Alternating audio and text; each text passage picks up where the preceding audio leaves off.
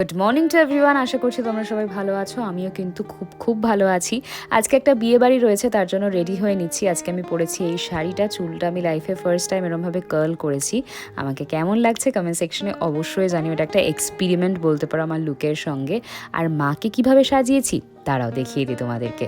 তো মাকে আমি কিছুটা এরকমভাবে সাজিয়েছি। মা তো সাজতে চায় না, তার মধ্যে চোখেও অপারেশন হয়েছে, মেকআপও দিতে পারবো। তোমরা কমেন্ট করে অবশ্যই জানিও কাকে বেশি ভালো লাগছে, আমাকে না তোমাদের কাকিমাকে। তো চলে এসেছি আমরা ভেনিউতে। এখানে এসে ব্রাইডের সঙ্গে দেখা হলো, প্রচুর কথা বললাম, আমি আর মা ফটো তুললাম। পরে অ্যাক্সিডেন্টালি দেখা হয়ে গেল আমার একদম ছোটবেলার বেস্ট ফ্রেন্ডের সঙ্গে। তো ওর সঙ্গে তো কত কথা জমেছিল, কথা বলতে বলতেই বিয়ে বাড়ির সময়টা পুরোটাই কেটে গেল, একটুও বোর ফিল করলাম না। আমার ছোট্ট ভাইজির সঙ্গে দেখা হলো, ওর সঙ্গে কথা বললাম। আমি থাকি যদিও ওর পাশের বাড়িতেই, কিন্তু সত্যি কথা বলতে গেলে একদমই সময় হয় না যে ওকে গিয়ে আদর করব।